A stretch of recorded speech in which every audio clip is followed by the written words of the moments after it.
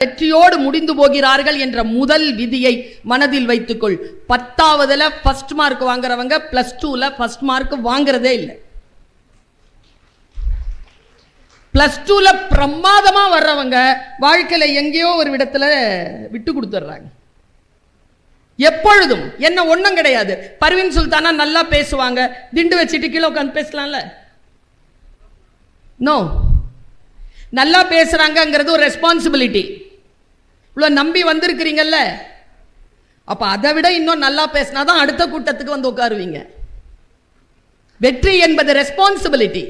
அது கொண்டாடுவதற்கான விஷயம் அல்ல, பணிவை அதிகப்படுத்துவதற்கான இயற்கை தருகின்ற வாய்ப்பு தான் வெற்றி என்பதனை எப்பொழுது புரிந்து கொள்கிறோமோ அப்பொழுது நீங்கள் சாதனையாளர்களாக மாறுவதற்கான கட்டமைப்பிற்குள் நுழைகிறீர்கள். முதல் விதி. அம்மா அப்பாக்கெல்லாம் ரொம்ப சந்தோஷமா இருக்கும். இதைத்தான் உங்க பிள்ளைகளுக்கு நீங்க சொல்லுவீங்க, அதுங்க கேட்காது. கூட்டிட்டு வந்து இங்க விடுவீங்க, நான் சொல்வேன்னா அதை கேட்டுக்கும். இந்த மாதிரி தான் ஒரு அம்மா கூட்டிட்டு வந்து என்கிட்ட ஒரு விட்டுச்சு, மிகப்பெரிய பிரச்சனை. நான் சொன்னேன்னா நீங்க கோவப்படுவீங்க, நைட்டு தூங்க மாட்டீங்க, அவ்வளோ பெரிய பிரச்சனையில மாட்டிட்டு இருக்கிறா குழந்தை, லைஃபே போச்சு. என்கிட்ட கூட்டிட்டு வந்து விட்டாங்க. நான் சொன்னேன் 5 நாள் என்கிட்ட பிள்ளைய கூட்டிட்டு வாங்க, 2 மணி நேரம் உட்காரட்டும், நான் பேசுறேன், பிள்ளைய மாத்திடுறேன். நான் 17 வயசு தான், மாத்திக்கலாம். 2 நாள் பேசினேன். 3ஆவது நாள் அந்த போனை என்கிட்ட கொடுத்துருச்சு பிள்ளை. இனிமேல் இந்த போன் வேண்டாம் மேடம், அந்த அந்த ஆளோட நான் பேச மாட்டேன். அந்த ஆளுக்கு 42 வயசு, இதுக்கு 17 வயசு. பேச மாட்டேன் மேடம், நான் படிச்சுக்கிறேன் மேடம், நீங்க சொல்றபடி கேட்டுக்கிறேன் மேடம், படிச்சுக்கிறேன் மேடம். நான் ஐயோ எனக்கு வேணாம் மேடம். நான் கொஞ்சம் விஷயங்களை சொன்னேன், உண்மைகளை சொன்னேன். அந்த பிள்ளைக்கு புரிஞ்சிருச்சு. நிஜமாவான்னு கேட்டேன். நிஜமா மேடம்னு கையில் ஃபோனை கொடுத்துருச்சு. நான் சொன்னேன் உங்கள் அம்மாட்ட கொடுத்துரு, உங்கள் அம்மா ரொம்ப சந்தோஷப்படுவாங்க. வெளியில் வந்து அவங்க அம்மாட்ட ஃபோனை நீட்டுது. அந்த அம்மாவுக்கு அதிர்ச்சி. விஷம் குடிச்சிருவேன்னு சொன்னது ஃபோன் வாங்குறதுக்கு. என்கிட்ட 2 நாள் பேசினதில் 3ஆவது நாளில் ஃபோன் கொடுத்துருச்சு. ஃபோனை வாங்கிட்டு அந்த அம்மா நிஜமாவான்ச்சு, ஆமாம்மா எனக்கு பட்டன் ஃபோன் வாங்கி கொடு, நான் படிச்சிடுறேன், பாஸ் பண்ணுறேன், பேசுகிறேன், அப்புறமா இந்த தொல்லைலாம் எனக்கு இருக்கட்டும்மா, இனிமேல் நான் அந்த ஆளோட பேச மாட்டேன், உன் பேச்சு கேட்குறம்மா, என்ன வீட்டுக்கு கூப்பிட்டு போமாங்குது. அந்த அம்மா ரியாக்ஷன் எங்கிருந்து தான் கோவம் வந்துச்சுன்னு தெரில அந்த அம்மாவுக்கு. ஃபோனை எடுத்து உடைச்சிட்டு காலிலேருந்து செருப்பு எடுத்துச்சு. அந்த பொண்ணை அடிக்குதுங்க. சனியனே, 6 மாசமா நான் இதை தானடி சொல்றேன். டிவியில் பேசுறவங்க சொன்னா கேட்டுக்குவியோ?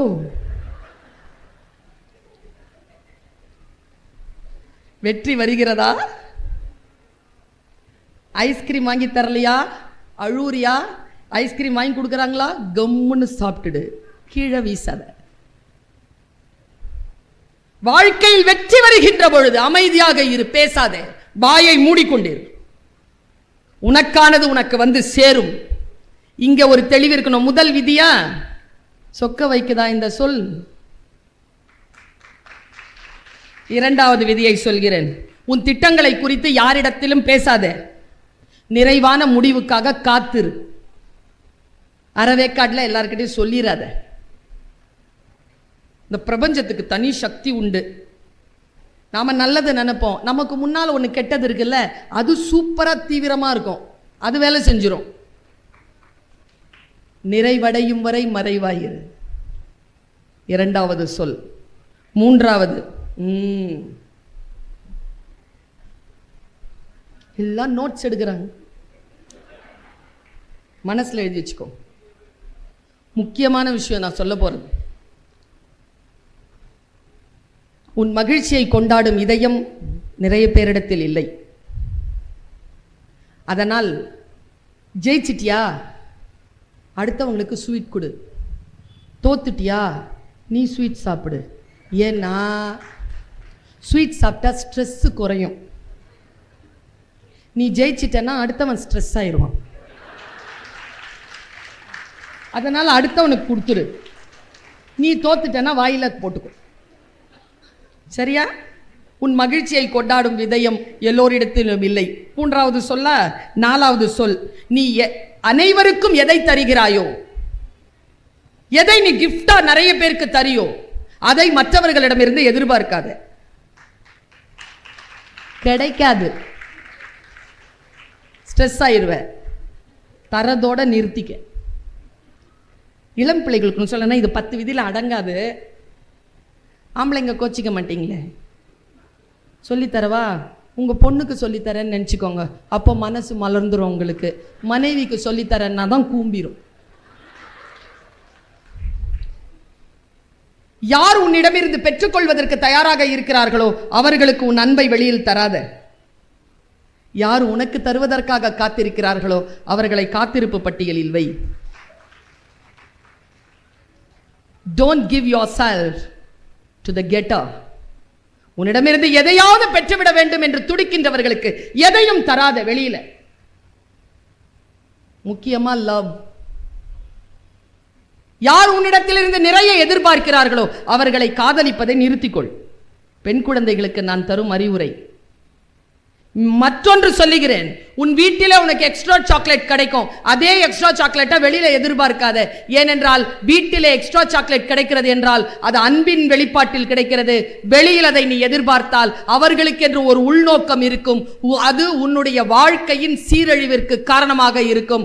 Don't expect the extra chocolate outside. குழந்தைகளுக்கு சொல்லப்படுகின்ற அறிவுரை.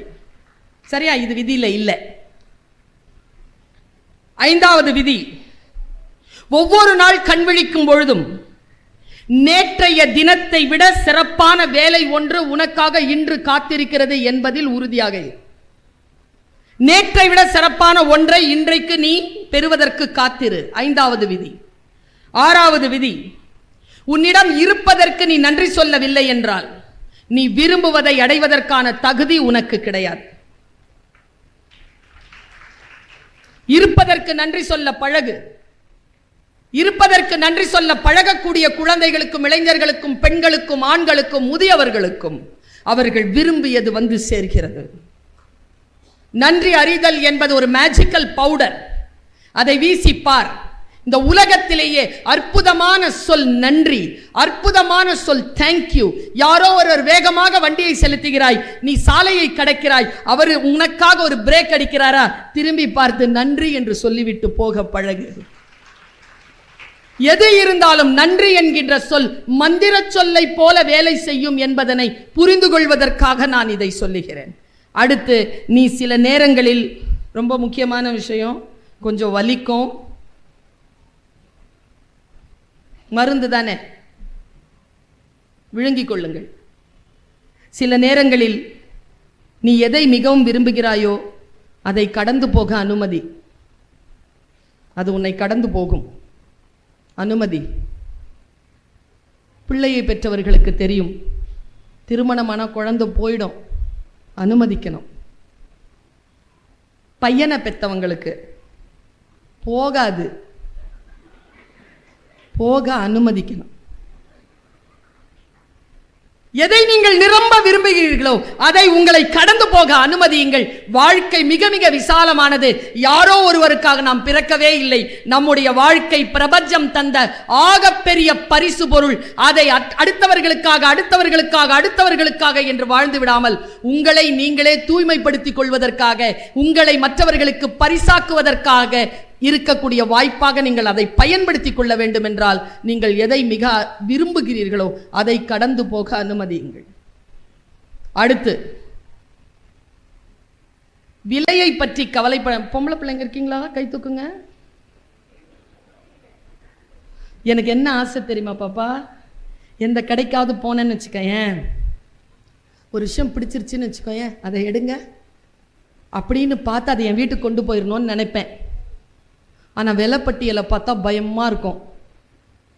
விலை பட்டியலை பார்த்து ஒரு பொருளை நீ வாங்கக்கூடாது என்றால், விலை பட்டியல் பார்க்காமல் நீ அந்த பொருளை வாங்க வேண்டும் என்றால், கை கடிகாரத்தை பார்க்காமல் நீ பணி செய்தாக வேண்டும். உழைக்காமல் அது உன் வீட்டிற்கு வராது. நீங்க எல்லாரும் நினைக்கிறீங்களா பர்வீன் சுல்தான் அப்படியே வந்துட்டாங்கன்னு? ராணிப்பேட்டை சென்னையிலேருந்து வரணும், 4 மணி நேரம் ஆச்சு. என் கால் 2 வீங்கி போயிருக்கு உட்காந்து. இப்போ மறுபடியும் நான் போயாகணும். காலையில் 10 மணிக்கு எனக்கு அலுவலகம். இவ்வளவு பேருடைய அன்பு கிடைக்கிறது என்றால் நான் என் வீட்டில் உட்கார்ந்து பேசவில்லை. நீங்கள் உங்கள் வீட்டில் இருந்துதான் இங்கே வருகிறீர்கள். நான் 200 கிலோமீட்டர் பயணம் செய்து உங்களை வந்து சந்திக்கிறேன் என்றால் சில விஷயங்கள் தேவை என்றால் சில விஷயங்களை நாம் விலையாக கொடுத்தாக வேண்டும். உங்கள் குழந்தைக்கு சொல்லுங்கள், there is a price tag, everything,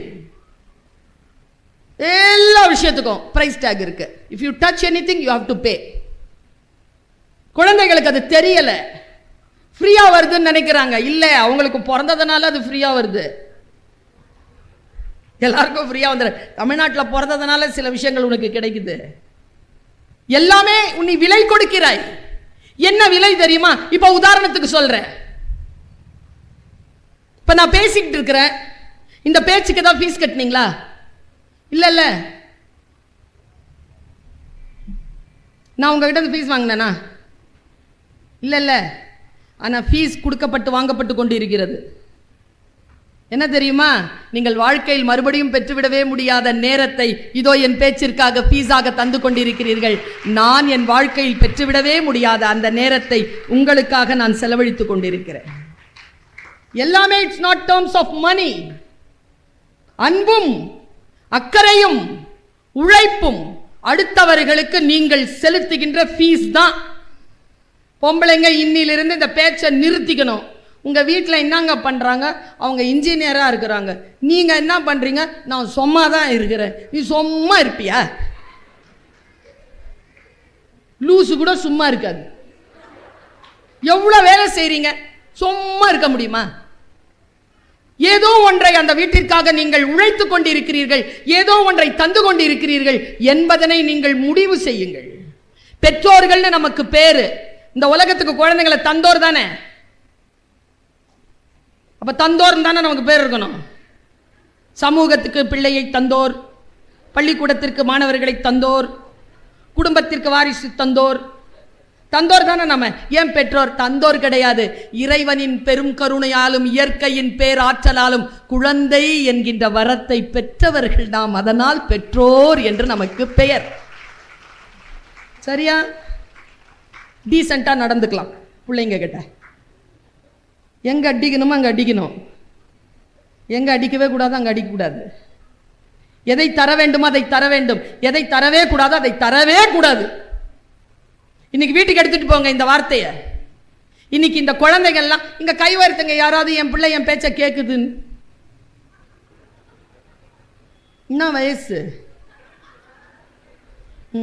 5 வயசு கேட்கும். கேட்கறது இல்லைங்க குழந்தைங்க. நான் சொல்றேன், கேட்க வைக்கிறதுக்கு ஒரே விஷயம் சொல்றேன். ஏன் தெரியுமா கேட்கறது இல்ல? விட்டமின் எம் நிறைய கொடுத்துட்டோம், மணி துட்டு.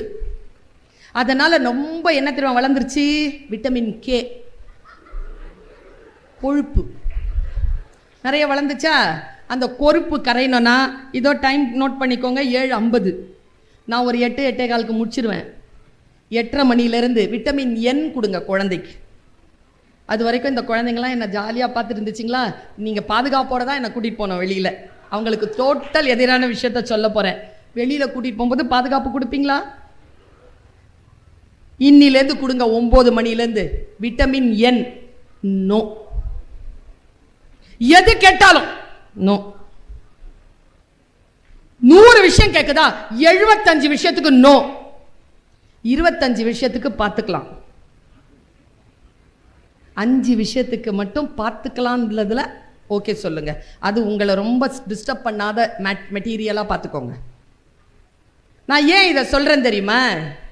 எப்பொழுது நீங்கள் எல்லாவற்றுக்கும் குழந்தைக்கு எஸ் சொல்வீர்களோ, அது வாசலுக்கு வெளியில் வருகின்ற பொழுது இந்த சமூகத்தில் யாரேனும் ஒருவர் நோ சொன்னால் அதனால் தாங்க முடியாது. பிள்ளையை இழக்க வேண்டிய சூழல் உங்களுக்கு வந்து சேரும்.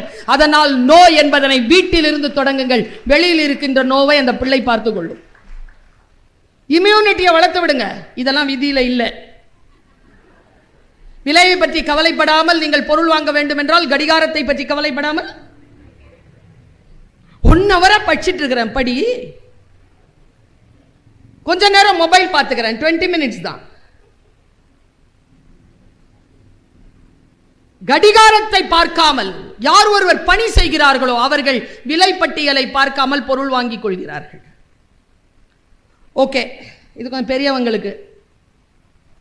இயற்கை சில காரணங்களினால் மனிதர்களை வாழ்வுடன் இணைக்கும்.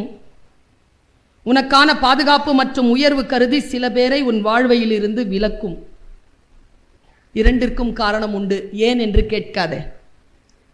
யார் வருகிறார்கள் யார் போகிறார்கள் என்கின்ற நிலையிலே வருவதில் வேண்டுமானாலும் கவனம் கொள். போவதிலே பல நேரங்களில் நான் பார்க்கிறேன், இளம் பிள்ளைகளை பார்க்கிறேன். உங்கள் அத்தனை பேருக்கும் சொல்லுகிறேன், சே thanks to close doors. Say thanks to close doors. பல நேரங்களில் நமக்கு ஏதோ மறுக்கப்படுகிறது என்று நினைக்கிறோம். இல்லை, உன் வாழ்க்கையில் வேறு ஏதோ இறைவன் ஜன்னலை திறப்பதற்காக இந்த கதவை மூடுகிறான். மூடுவதற்கு நீங்கள் அனுமதியுங்கள். உங்கள் பாதுகாப்பு கருதிதான் அது மூடப்படுகிறது என்பதனை புரிந்து கொள்ளுங்கள் என் உறவுகளே. அடுத்தது 10வது, உன் வாழ்க்கையில் சில இலக்குகளை அடைவதில் மிக கவனம் கொண்டால். இளம் பிள்ளைகள், இந்த 17-18 வயசு பசங்க இருக்கிறீங்களா? உங்கள் வாழ்க்கையில் சில இலக்குகளை அடைவதில் மிக கவனம் கொண்டால் சில நண்பர்களை இழக்க நேரிடும். வாழ்க்கை பயணம் சுலபமாக தொடர்வதில்லை, உறுதியுடன் தொடர்கிறது. உறுதியுடன் நீங்கள் தொடர்ந்தால் உங்கள் நண்பர்கள் சில பேரை நீங்கள் இழக்க நேரிடும். சிலது இருக்கோங்க, அதுங்களுக்கு நான் புளி மூட்டைன்னு பேர் வச்சிருக்கிறேன். அதுங்க இருந்தாலும் ஒண்ணுதான், இல்லைனாலும் ஒண்ணுதான்.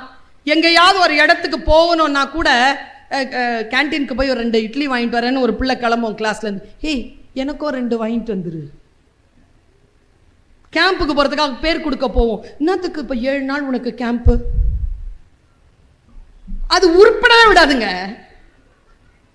அது தன்னுடைய நோக்கத்திற்காகவே உங்களை போட்டு வாட்டி வதக்கிக்கிட்டு இருக்கும். சில ஃப்ரெண்ட்ஸ் இருக்காங்க, அவங்க வாயில நிறைய குப்பை வச்சிருப்பாங்க. நம்ம 2 காதை குப்பை தொட்டி கொட்டிக்கிட்டே இருப்பாங்க. சேம் பிளட் வந்துகிட்டு இருக்கும் சாயந்தரம் வரைக்கும். அவங்களுக்காகவா ஸ்கூலுக்கு வந்தோம், அவங்களுக்காகவா காலேஜுக்கு வந்தோம், அவங்களுக்காகவா கூட்டத்துக்கு வந்தோம்? கிடையாது. சில விஷயங்களில் கவனம் கொண்டால் சில பேரை இழக்க நேரிடும். தயாராகுங்கள். மிக முக்கியமான நுட்பமான சில வார்த்தைகளுக்குள் இப்பொழுது என் பேச்சு செல்ல இருக்கிறது.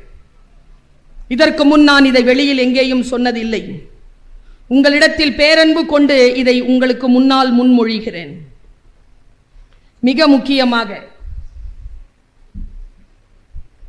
இந்த பிரபஞ்சத்தை பத்தி பேசினேன்ல, அப்படி பேசும்பொழுது எனக்கு ஒரு மிக நுட்பமான ஒரு செய்தி கிடைத்தது. அதை உங்ககிட்ட சொல்லிடுறேன், உள்வாங்கி வச்சுக்கோங்க. கொஞ்ச நேரம் கழிச்சு யோசிச்சு பாருங்க. இப்போ உடனே புரிஞ்சுக்க வேண்டாம்ன்ற அவசியம் கிடையாது. வானவியல் ஆராய்ச்சியாளர் ஒருவரை நான் 10 நாட்களுக்கு முன்னால் கனடா நாட்டிற்கு திருக்குறள் மாநாட்டிற்காக சென்றிருந்தேன். அப்பொழுது உணவு மேசையிலே ஒரு பார்வையில் தொலைநோக்கு கருவியை வைத்து வானவியலை அளக்கக்கூடிய ஒரு மிகப்பெரிய அறிஞரை சந்தித்தேன். நல்லா தெரிஞ்சுக்கோங்க, நம் வாழ்க்கைக்கு தேவையான சொல் யாரோ ஒருவர் வாயில் இருந்து பிரபஞ்சம் நமக்கு கொடுத்து கொண்டுதான் இருக்கிறது. கவனம் இல்லாத காரணத்தினால் அது கடந்து போகிறது. கவனம் கொண்டு நீங்கள் அதை கேட்பதற்கு தவறிவிட்டீர்கள் என்றால் மீண்டும் அந்த சொல் உங்களை வந்து சேர்வதற்கு 30-40 வருஷம் ஆயிடும். சரியான சொல் கிடைக்கிறது இல்லை. எனக்கு 9th ஸ்டாண்டர்ட்ல கிடைச்சதுங்க சொல். புடிச்சுக்கிட்டேங்க நானு. என்ன சொல் தெரியுமா? சொன்னா எல்லாரும் சிரிப்பீங்க. படித்தால் வறுமையிலிருந்து விடுபடலாம். இவ்வளவுதாங்க சொல். ரொம்ப வறுமைங்க. 9வது வகுப்பு படிக்கும் போது படிச்சுட்டா போதும். எங்க அம்மா சொன்னாங்க, படிச்சிரு, நினைச்சதெல்லாம் வாங்கலாம். என் பர்ஸ்ல 50,000 ரூபாய் இருக்கு. இப்போ ஒரு செலவும் இல்லை, சும்மா இருக்குது 50,000. உழைப்பினால் வந்த பணம், கல்வியினால் வந்த பணம், கற்ற கல்வியினால் பெறுகின்ற செல்வம் இருக்குல்ல, அந்த செல்வத்தை போல கர்வமான செல்வம் இந்த உலகத்தில் வேறு எதுவும் இல்லை என்பதனை என் குழந்தைகளை புரிந்து கொள்ளுங்கள். அதை நான் பெறுகின்ற பொழுது எனக்கு வயது 14. இது கிடைக்குமா? பாஸ் 1 ஃபெயில் ஆயிடாத. ஆனால் என் கெப்பாசிட்டி 60 65 தான்டா, 98 எல்லாம் கிடையாது. பாரு, நான் மானு காட்டில் ஓடுவேன், 98 வாங்குறது மீன், அது கடலில் நீந்தும். என்ன போய் கடலில் நீந்த சொல்லப்படாது. நான் 65னா என் டாப்பே 65 தான். 65 தொட்டன்ல, அப்ப நான் என் சிகரத்தை தொட்ட பெண்ணாக ஆகிறேனா இல்லையா?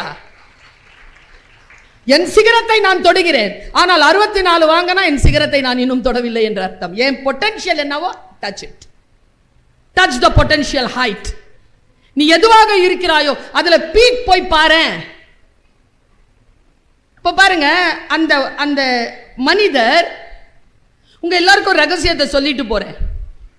என்னை போல ஆர்ப்பாட்டமாக அட்டகாசமாக உடல் மொழியோடு பேசாதவர்கள் நான் இப்பொழுது என்ன பேசுகிறேனோ அதை ரொம்ப சைலண்டா பேசுவாங்க. நமக்கு எங்க கவனம் இருக்கும்னா, ஆர்ப்பாட்டமா அட்டகாசமா பேசுறவங்களுடைய பேச்சுல தான் ஏதோ ஒன்று இருக்குன்னு நம்புறோம் பாருங்க. அதிலிருந்து விடுபடுங்கள். அமைதியாக எந்த ஆர்ப்பாட்டமும் இல்லாமல் சைலண்டா சொல்லிட்டு போயிடுவாங்க, தகுடு தகுடுன்னு. பெரிய வில்லத்தனமா இருக்கும் அது. சைலண்டா பேசிட்டு போயிடுவாங்க. கவனம், கவனத்தோடு இருந்தால் எனக்கு இவர் சொன்னது எவ்வளவு கவனமா புரிஞ்சுது பாருங்க. மேடை இல்லை, ஆர்ப்பாட்டங்கள் இல்லை, வெளிச்சங்கள் இல்லை, ரெக்கார்டிங் இல்லை, எதுவும் இல்லை. சாப்பாடு டேபிள்ல முன்னால் உட்காந்து சொல்ற, பிரபஞ்சம் இருட்டா இருக்குமா. அதுல அவங்க டெலிஸ்கோப் வச்சு பார்ப்பாங்களாம். அதுல ஒரு சின்ன பீஸ், அந்த பீஸை மட்டும் ஃபோக்கஸ் பண்ணியிருக்காங்க. நம்மளுக்கு ஒரு அங்குலம்னு வச்சுக்கோங்களேன். அந்த அங்குலத்தை அவங்க ஃபோக்கஸ் பண்ணியிருக்காங்க. அந்த அங்குலத்தில் பிரபஞ்சம் தந்த மிக நுட்பமான ஒன்றை அவர் எனக்கு அறிவியல் பூர்வமாக சொன்னார். நான் அதை உங்கள் வாழ்க்கையில், உங்கள் வீடுகளில், உங்கள் வகுப்பறைகளில், உங்கள் வேலை செய்கின்ற தளங்களில், சமூகத்தில் நீங்கள் எப்படி அதை பயன்படுத்திக் கொள்ளப் போகிறீர்கள் எனக்கு தெரியாது. ஆனால் நான் அதை சொல்லிவிட்டு போகிறேன். கதைகளே முக்கியமில்லை, கதைகள் ஏன் சொல்லப்படுகின்றன என்பது முக்கியம், எதற்காக என்பது முக்கியம். பாருங்க, அவர் சொன்னது, ஒரு நட்சத்திரங்கள் நிறைய இருக்குமா. அந்த நட்சத்திரங்கள் மீது அந்த கவனம் செலுத்தினால், ஒரு நட்சத்திரத்திற்கும் இரண்டாவது இந்த தூரமா இருக்கிற நட்சத்திரத்துக்கு நடுவில் ஒரு பிளாக் ஸ்பேஸ் இருக்குமா. நாம அதை பிளாக் ஹோல்னு சொல்லிட்டு போயிடுறோம். ரொம்ப நாள் அவங்க கூர்ந்து கவனிச்சதுல பெற்றெடுத்த உண்மையை அவர் சொன்னார். திடீர்னு இந்த நட்சத்திரம் இருக்குல்ல, அது காணாம போயிடுமா, திடீர்னு வந்துருமா. இவங்களுக்கு என்ன ஆய்வுனா, அது எங்க போகுது, எங்க வருது, எதுல இருந்து வருது, இதான் அவங்க நோக்கம். பார்த்தா என்ன ஆகுது பாருங்க. இருட்டு பள்ளம் இருக்குல்ல, அந்த இருட்டு பள்ளம் அந்த நட்சத்திரத்தை தன்னுடைய சக்தி நிலையில அப்படி உள்ளுக்கு இழுத்துக்குது. நட்சத்திரங்கள் இருட்டு பள்ளத்துக்குள்ள போயிடுது. இப்போ இருட்டு பள்ளத்துக்குள்ள போன அந்த நட்சத்திரம் எப்படி வெளிவருதுன்னு பாருங்க. எப்படி வெளிவருதுன்னா, இந்த பிரபஞ்சத்துல ஏதோ ஒரு அசைவுல ஒரு நட்சத்திரம் வருமாங்க. அந்த நட்சத்திரனுடைய சக்தி நிலை இருக்குல்ல, அந்த சக்தி நிலை பள்ளத்தில் இருந்து அந்த நட்சத்திரத்தை வெளியில கொண்டு வந்துருமா. பள்ளத்துக்கு வேலையை பிடிச்சி இழுத்துக்கிறது தான். ஆனால் சில நட்சத்திரங்களின் வேலை பள்ளத்தில் இருக்கும் நட்சத்திரங்களை வெளியில் இழுத்து ஈர்ப்பது. நான் ஆசீர்வதிக்கிறேன், நான் பிரார்த்திக்கிறேன், நாம் எந்த இருட்டு பள்ளத்திற்குள்ளும் மறைந்து விடக்கூடாது. அப்படி மறைந்தால் நம்மை வெளியில் இழுத்து போடுகின்ற இன்னொரு நட்சத்திரத்தை இயற்கை பிரபஞ்சம் நமக்கு அளிக்க வேண்டும். அவர்கள்தான் பெற்றோர்கள், அவர்கள்தான் காவல்துறை அதிகாரிகள், அவர்கள்தான் அரசியல் தலைவர்கள், அவர்கள்தான் ஆசிரியர்கள், அவர்கள்தான் பெற்றோர்கள், அவர்கள்தான் உடன் பிறந்தவர்கள், அவர்கள்தான் இத்தகைய நிகழ்ச்சியை நடத்துகின்றவர்கள், அவர்கள்தான் நான், அவர்கள்தான் நீங்கள். இருட்டு பள்ளத்திலிருந்து ஒன்றை வெளியில் கொண்டு வருவதுதான் நம் முயற்சியாக இருக்க வேண்டுமே தவிர, ஒருபோதும் இருட்டு பள்ளமாக நாம் நட்சத்திரங்களை விழுங்கக்கூடியவர்களாக இருக்கக்கூடாது. இந்த செய்தி எனக்கு வந்து சேர்கின்ற பொழுது நான் நடுநடுங்கி போகிறேன். நான் எந்த நட்சத்திரத்தையாவது இருட்டு பள்ளத்திலிருந்து வெளியில் எடுத்திருக்கிறேனா? என் சொல் அப்படி நட்சத்திரமாக இருந்திருக்கிறதா? என் பெயருக்கு பெயரே 7 நட்சத்திரம். பர்வீன் என்றால் 7 நட்சத்திரங்களின் குவியல் என்ற அர்த்தம். சுல்தானா என்றால் அதற்கு அரசி. அப்பா எப்படி பேர் வச்சார் பாருங்க, பர்வீன் சுல்தானா. நான் யோசிச்சு பார்க்கிறேன். என்னை வெளியில் இழுத்த இருட்டு பள்ளத்திலிருந்து என்னை வெளியில் இழுத்து போட்ட குருமார்களுக்கும் தாய் தகப்பனுக்கும் ஆசிரியர்களுக்கும் தலைவர்களுக்கும் நன்றி செலுத்திக் கொள்கிறேன். நாம் எந்த இடத்தில் இருக்க வேண்டும் தெரியுமா? இருட்டு பள்ளத்தில் இருந்து நம்மை வெளியில் கொண்டு வருகின்ற சூழலில் நாம் இருக்க வேண்டும். பாருங்க, இந்த வார்த்தை உங்களுக்கு புரியுதா? பாருங்களேன், உங்க ஒரு வீட்டுக்குள்ள போறீங்க, கதவு திறந்து ஒருத்தர் உங்களை வரவேற்கிறார். உள்ள காலடி எடுத்து வைக்கிறதுக்கு முன்னால் அந்த வீட்டை பார்க்குறீங்க. கூரை முழுக்க அழுக்கு. உள்ள வரீங்க, டிவி டேபிள் துடைக்கல, அழுக்கு. உங்களை உட்கார வைக்கிறாங்க, சோஃபா, அது அழுக்கு. உங்களை வந்து ஒரு டேபிளில் தண்ணி ஒன்று கொடுக்குறாங்க, டம்ளர் அழுக்காக இருக்கு. இப்படி நீங்கள் ஒரு பதிவு போடுறீங்கன்னா, ஒரு குருநாதர் வந்தாராம் அப்படி பதிவு போட்டவரிடம். அவர் சொன்னார், இனிமேல் அத்தகைய வீட்டிற்கு நீ போக கூடாது. ஏன் போகக்கூடாது? ஏன் போகக்கூடாது? ஆட ஏன் போகக்கூடாது? அழுக்கா இருக்கிற வீட்டுக்கு போனா நீ இனிமேல் அந்த வீட்டுக்கு போவாத. ஏன்னா உன் மனசு அழுக்கா இருக்கு. அவர் கதவு திறந்து விட்டார், உள்ளே அழைத்து போனார், உட்கார வைத்து உனக்கு தண்ணீர் தருகிறார். அவருடைய அந்த விருந்தோம்பலை பார்க்க முடியாமல் அவர் வீட்டில் இருக்கக்கூடிய அழுக்கு உன் கண்ணிற்கு படுகிறது என்றால் மறுபடியும் நீ அந்த வீட்டு வாசலை மிதிப்பதற்கு தகுதி இல்லை என்று குருநாதர் சொன்னார். பெர்ஸ்பெக்டிவ் மாறுதா? ஏற்கனவே நான் நினைத்து கொண்டிருக்கக்கூடிய விஷயம் ஒன்றாகவும், எங்க அம்மாங்க கையை கழுவிட்டு கை நடுங்கி இருக்கோங்க, சுருக்கமா இருக்கோங்க, சமைச்சு விரல்களில் எல்லாம் கத்தி வெட்டு இருக்கோங்க எங்க அம்மாக்கு. ஆனா சோறு கையில தான் எடுத்து போடுவா. நானும் சாப்பிட்டு வளர்ந்தேன், எனக்கு ஒரு நோயும் வந்ததில்லை. அதனால் தானே கம்பராமாயணத்தில் சொன்னான் ராமன், குகன் கொண்டு வந்தான் மீனையும் தேனையும் திருத்தி நான் கொணர்ந்தேன், என்கொள் திருவுளம் சாப்பிடுவியாயா? ராமன் சொன்னானே, பரிவினில் தழுவிய என்ன பவித்திரம் யாம் உண்டனம். பரிவை விட வேற என்னடா பவித்திரம்? பரிவு தாண்டா சுத்தம், பரிவு தாண்டா தீட்டின்மை, பரிவுதான் அன்புதான் என்று கண்டு கொண்ட ஒரு விஷயம் எனக்கு இப்படி வந்து சேர்கிறது. மனித மனங்களை சுத்தப்படுத்துகின்ற விஷயங்கள், அதை தேடி நாம் போகிறோமா? என் பையன் என்கிட்ட நான் இது பார்த்துட்டு இருப்பேன், ஒரு 20 நிமிஷம் பார்ப்பேங்க. நான் மைண்ட் டென்ஷனாக இருக்கும்ல, அப்போ பார்ப்பேன். ஆனால் தூங்கும்போது பார்க்க மாட்டேன். ஒரு 20 மினிட்ஸ் பார்ப்பேன். அதில் நான் ஒரு விஷயத்தை பார்த்தேன்.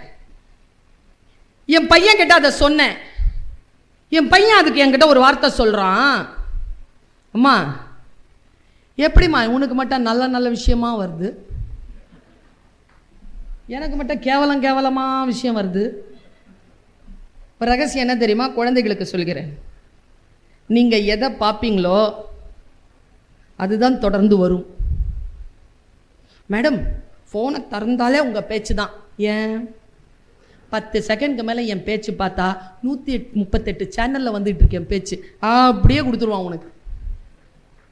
அவ்வளோதான். நீங்கள் வேறு எதையேனும் பார்க்கிறீர்கள் என்றால் அதுதான் கொடுப்பாங்க. ஒன்றும் இல்லை, குழந்தைகளுக்கு சொல்கிறேன், பி அவேர், பிவேர். இந்த டிவைஸ், இந்த கண்கள் இருக்குல்ல, இந்த கண் இருக்குல்ல, இது விழித்து கொண்டே இருக்கிறது, உங்களை பார்த்து கொண்டே இருக்கிறது. நீங்கள் சுவிட்ச் ஆஃப் பண்ணியிருந்தாலும் உங்களை பார்த்துக்கிட்டே இருக்குது. நம்மில் எத்தனை பேருக்கு இது தெரியும்? எப்போ பார்த்தாலும் அதையே பார்க்குறீங்களே, அதிலிருந்தும் உங்களை பார்த்து கொண்டிருக்கிறார்கள் என்று எத்தனை பேருக்கு தெரியும்? 2-3 பேருக்கு தெரியும், 4-5 பேருக்கு. மற்றவங்களுக்கு தெரியாதுல்ல. நான் ஒரு நாள் சத்தியமாக சொல்கிறேங்க, இந்த ஃபோனை வச்சுக்கிட்டு நீங்கள் ஒரு நிலம் வாங்கலான்னு இருக்கிற ரியல் எஸ்டேட் யாராவது இருந்தால் சும்மா அப்படி சொல்லுங்களேன்.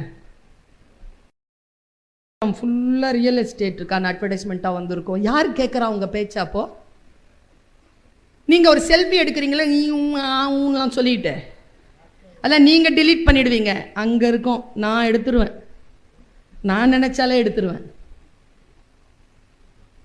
எப்பொழுது இந்த விழிப்புணர்வு நமக்கு வரும்?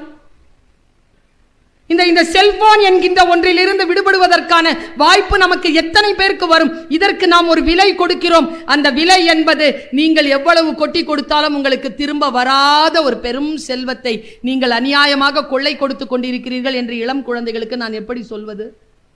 இப்படி சொல்லட்டுமா? ஆஸ்திரேலியாவிலிருந்து நான் ஒரு டிவைஸ் வாங்கிட்டு போனேன் வீட்டுக்கு. அதை நான் சில இடங்களில் சொல்லி இருக்கிறேன், இங்க சொல்றேன்.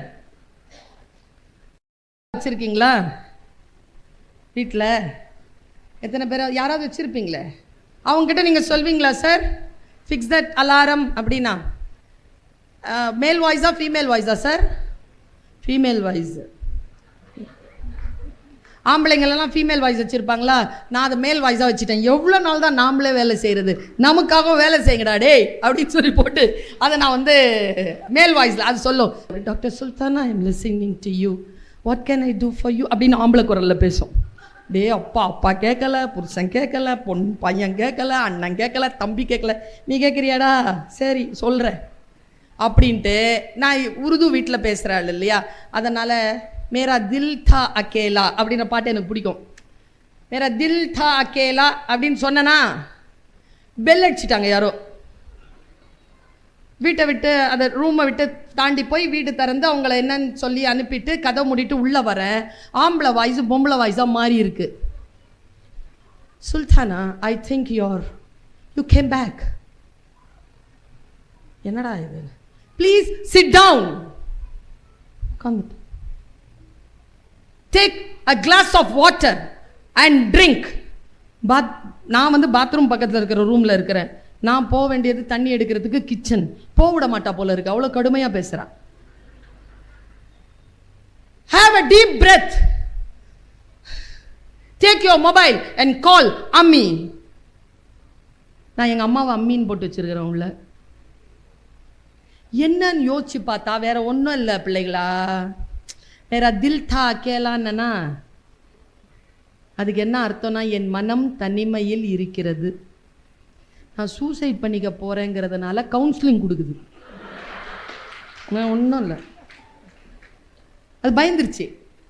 உக்காரு, தண்ணி குடி, மூச்சு இழுத்து விடு, அம்மா கிட்ட பேசு அப்படிங்குது. நான் அதுக்கிட்ட கேட்டேனா? நான் அப்பத்துலேருந்து சுவிட்ச் ஆஃப் பண்ணிட்டேன். ஆம்பளையாச்சும் பொம்பளையாச்சும் எந்த வாய்ஸும் வேணாம். என்னை மூன்றாவது கண் பார்க்க வேண்டிய அவசியம் கிடையாது. நான் சொல்லுவதையும் மீறி இன்னொன்று சொல்லுவதற்கு ஒரு டிவைஸ் என் உலகத்தில் தேவை கிடையாது.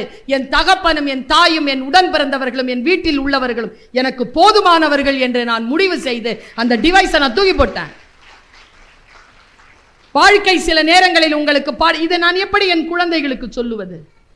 சொன்னால் அந்த விபரீதத்தை எப்பொழுது அவர்கள் புரிந்து கொள்வீர்கள்? உங்கள் எல்லோருக்குமாக சொல்லுகிறேன்.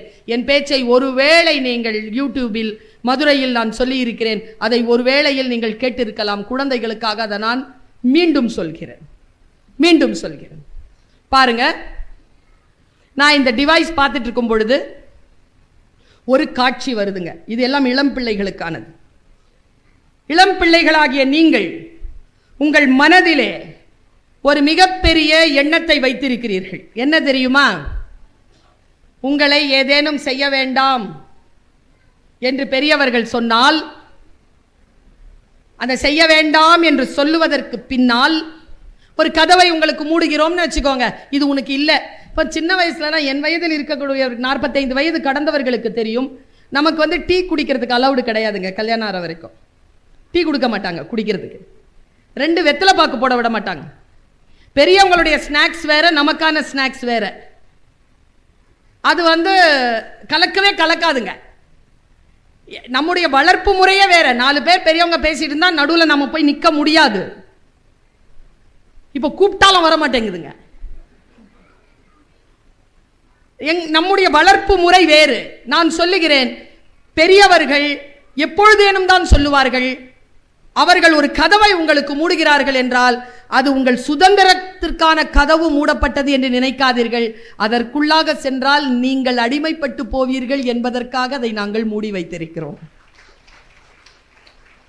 அங்க உள்ள போயிடாதீங்கப்பா. வாழ்க்கை தவறிடும். 10 வருஷத்துக்கு அப்புறமா தான் புரியும், ஐயோ எங்க அம்மா சொன்னபடி நான் கேட்டிருக்கலாமே. அதனால் ஒரு பிரயோஜனமும் இல்லை. காலம் ஒருபோதும் உங்களுக்கு இரண்டாவது வாய்ப்பை அளிப்பதே கிடையாது. பெற்றோர்களும் பெரியவர்களும் தான் நம் குற்றங்களை மன்னிப்பார்களே தவிர நாம் செய்த குற்றங்கள் நம்மை மன்னிப்பதே இல்லை. இது புரிவதற்கு 10-15 ஆண்டுகள் ஆகிவிடுகின்றது. நான் இதை பார்த்து கொண்டு ஒரு விஷயத்தை சொல்றேன், மனசால சொல்ற பிள்ளைகளே, நீங்கள் இதை உங்களை சொக்க வைக்கின்ற ஒரு சொல்லாக எடுத்துக்கொள்ளுங்கள். என்னுடைய பிடிக்குள் வாருங்கள், நான் வீசுகின்ற வலைக்குள் வந்து விடுங்கள். நான் ஒரு தூண்டில் போடுகிறேன், அதில் சிக்கிக்கொள்ளுங்கள். அது உங்களை கரையேற்றும், உங்களை வெள்ளத்தில் இருந்து காப்பாற்றும். வேறு ஒரு நீர்நிலையில் நீங்கள் மிகச் சிறப்பாக நீந்துவதற்கான வாய்ப்பை அது தரும். நம்புங்கள், ஒரு மருத்துவரின் ஊசி போல, நல்ல மருத்துவரின். பார்த்துக்கிட்டு இருக்கிறேங்க, ஒரு காட்சி விரியுது என் முன்னால். ஒரு காடு, அந்த காட்டிலே ஒரு ரேஞ்சர் வர்றார் உள்ள. அவர் நிறைய பொருட்களை எடுத்துட்டு வந்துட்டு ஒரு டென்ட் அடிக்கிறார். டென்ட் அடிச்சு பின்னால் ஒரு டெம்போ வருது. டெம்போல இருந்து டோர் கீர் எல்லாத்தையும் அவரே ஒரே அளவே அவர் ஃபிக்ஸ் பண்ணிட்டார். அவர்கிட்ட ஒரு வேட்டை நாய் சின்னதா இருக்கு, வெள்ளை கலர்ல இருக்கு. நான் சொல்றத நீங்க இன்னைக்கு நைட்ல போய் யூடியூப்ல பார்க்கலாம், ஏன்னா இது யூடியூப்ல ஏற்கனவே இருக்கு, நான் பார்த்தது. அந்த சின்ன வேட்டை நாயை என்ன பண்றார், அனுப்புறார், சுத்தி போய் பார்த்துட்டு வா, ஏதேனும் வனவிலங்குகள் இருந்தா கத்தோம்ல, பார்த்துட்டு வா அப்படின்ட்டு அனுப்புது. வேட்டை நாய் போகுதுங்க. போயிட்டு இருக்கும் பொழுது இது எல்லாரையும் பார்த்துட்டு இருக்க போதா, அதை ஒரு சிறுத்தை பார்த்துருச்சு. எதை? வேட்டை நாயை பார்த்துருச்சு. நாமளும் வேட்டை நாயா தான் வெளியில போறோம், நம்மள சிறுத்தை புலி பார்த்துருதே இல்ல. நமக்கு வேட்டை நாயின்னு பேரு, ஆனா சிறுத்தைக்கு முன்னால வேட்டை நாய் என்ன பண்ண முடியும்? வேட்டை நாயை பார்த்தடனே சிறுத்தை துரத்துது பாருங்க. வேட்டை நாய் ஓடுதுங்க 60 கிலோமீட்டர்ல, பயங்கரமா ஓடுது. நீங்க என்ன நினைக்கிறீங்க? சிறுத்தை அது பசிக்கு ஓடுது, 145 160 ஓடுது. அங்க பார்த்த சிறுத்தை இங்க பார்த்த வேட்டை நாயை ஜிப்னு பக்கத்துல வந்துருச்சுங்க. இந்த வேட்டை நாய் ஓடுது. அந்த ரீல்ல 15 வினாடிகள் தான். நான் சொல்ற முன்னுக்கு பின்னுக்கு என்ன நடந்ததுன்ட்டு அவங்க க்ளோஸ் அப் பண்ணி எனக்கு வெட்டி போட்டிருக்காங்க. போயிட்டு கிட்ட போயிடுச்சுங்க. நாய் இப்படி போதா, நேரா அங்க ரேஞ்சர் இருக்கிறார், பார்த்துருச்சு. நாய்க்கு என்னன்னா, இப்படி போய் இப்படி ரைட்ல திரும்பினா ஃபோர்ஸ் குறையும், சிறுத்தை வந்து அடிச்சிரும். நாய்க்கு பிசிக்ஸ் தெரியுது, நமக்கு பிசிக்ஸ் தெரியறதே இல்லை. இல்லைன்னா வழுக்கி விழுவோமா? படிக்கட்டில் வழுக்குவோமா? பஸ்ல இருந்து இறங்கி பின்னால் போயிட்டு கீழே விழுவோமா? பிசிக்ஸே தெரியறதில்ல, ரயிலில் அடிபடுவோமா? பிசிக்ஸ் தெரிஞ்சால் இதெல்லாம் செய்ய மாட்டோம். பேசிக் பிசிக்ஸ் நாய்க்கு தெரியுது. நாய் என்ன பண்ணுச்சு, அது சொல்லுவார் எங்க ஐயா. சுனாமி வந்தது, யாருக்கும் தெரியல, நாய்களுக்கு தான் தெரிஞ்சுது. இவன் சொல்றான் தனக்கு 6 அறிவுன்னு, அது ஒரு நாய் கூட ஏத்துக்கிட்டது கிடையாது. நாய் சூப்பரா சிந்திச்சு ஓடுது. நேரா அது என்ன பண்ணிச்சு, ரேஞ்சர் கிட்ட போல. ரேஞ்சருடைய கதவு திறந்திருந்தது, கதவுக்குள்ள வேகமா 60 கிலோமீட்டர்ல ஓடிச்சு பாருங்க. அந்த கதவு கொஞ்சம் அப்படி ஆடிச்சு பாருங்க, பின்னாலேயே சிறுத்தை புலியும் நுழைஞ்சிருச்சு உள்ள. ஜுப்புன்னு மூடிருச்சு கதவு. இப்ப ரேஞ்சரை காட்டுறான். ரேஞ்சர் என்ன பண்ணுவாரு, சிரிப்பாரா அழுவாரா? என்ன பண்ணுவாரு? ஷாக் ஆயிட்டு என்ன பண்ணுவார், ஷூட் பண்ணுவார். நான் கதவு தான் பூட்டிருச்ச, அழுவுறார். வேற வழி? சிறுத்தை என்ன பண்ணியிருக்கோம், நாயை கடிச்சிருக்கும், கடிச்சு சின்ன பின்னம் பண்ணியிருக்கோன்ட்டு. ஆனால் கதவு திறக்கிறதுக்கு பயம், ஏன்னா சிறுத்தை. நேராக அவர் ரெஸ்கியூ டீமுக்கு ஃபோன் பண்ணுறார். ரெஸ்கியூ டீம் வருதுங்க. இதாங்க மேட்ரு, வீட்டுக்கு எடுத்துகிட்டு போங்க. ரெஸ்கியூ டீம் வருது. ரெஸ்கியூ டீம் வந்துட்டு கேமரா வைக்குதுங்க உள்ள, என்ன நடக்குதுன்னு பார்க்கறதுக்கு. உள்ள கேமரால பார்த்தா நாம எல்லாம் நினைச்ச மாதிரி சிறுத்தை வேட்டை நாயை சாப்பிடல. வேட்டை நாய் அந்த சதுரமா இருக்கிற அந்த ரூம்ல ஓரமா பதுங்கி கிடக்குது, உயிரோடு இருக்கு. இப்படி பார்த்துட்டு இருக்குது சிறுத்தைய. சிறுத்தைய காணோம். இப்படி ரவுண்ட் அடிக்குது பாருங்க. சிறுத்தை எங்க இருக்குன்னா, மூணு கதவு இருக்குல்ல, அதுல நாயை விட பயந்து போய் அது வந்து அந்த அந்த கதவுல நடுங்கிட்டு இப்படி உட்காந்துட்டு. கேமரா பிடிச்சவன் ஒன்று சொன்னான் பாப்பா. என்ன சொன்னான் தெரியுமா? பசி வந்தது சிறுத்தைக்கு, இரையை தேடித்தான் ஓடியது. இரை கையகப்பட்டு விட்ட அந்த வினாடியில் எப்பொழுது சிறுத்தைக்கு தன் சுதந்திரம் பறிப்போய் விட்டது என்று புரிந்து கொண்டதோ, அதற்கு இப்பொழுது பசி அவசியம் இல்லை, அதற்கு இப்பொழுது இரை அவசியம் இல்லை. அது தன் விடுதலைக்காக, தன் சுதந்திரத்திற்காக காத்திருக்கிறது என்று சொன்னார்.